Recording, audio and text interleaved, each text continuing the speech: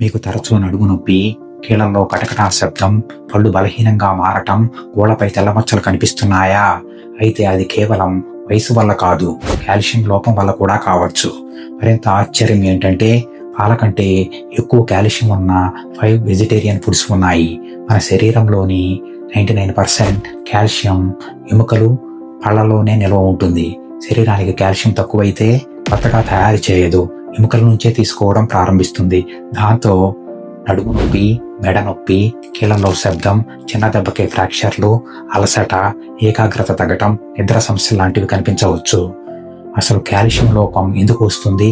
ఆహారంలో కాల్షియం తక్కువ ఉండటం, కాల్షియం ఉన్న ఆహారం తిన్నా జీర్ణశక్తి బలహీనంగా ఉండటం, లేదా కొన్ని మందుల వల్ల అది శరీరంలో సరిగా శోషించకపోవడం.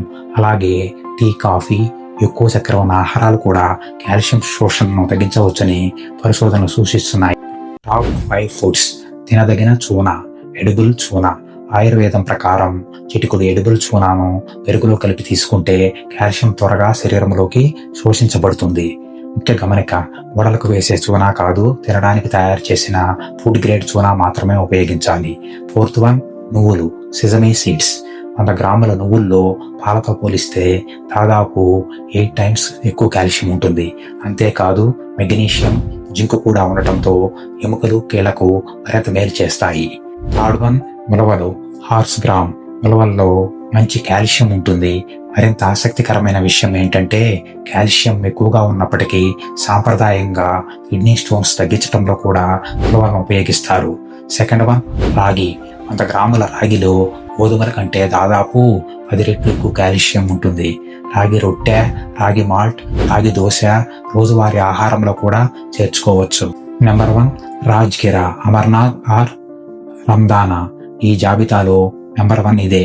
కాల్షియంతో పాటు శరీరానికి అవసరమైన 9 ఎసెన్షియల్ అమినో యాసిడ్స్ కూడా ఇందులో ఉంటాయి. రాజ్గిరా హల్వా, రొట్టె లేదా ఆకుకూర రూపంలో కూడా తినచ్చు. కాబట్టి పాలు మాత్రమే కాల్షియం మూలం కాదు. పాలు సరిపోకపోతే లేదా మీకు జీర్ణం కాకపోతే నువ్వులు, ఉలవలు, రాగి, రాజ్గిరా, ఫుడ్ గ్రేడ్ చూనా వీటిని సమతుల్య ఆహారంలో చేర్చుకుంటే కాల్షియం అవసరాన్ని తీర్చుకోవచ్చు. ఈ వీడియో ఉపయోగపడితే లైక్ చేయండి.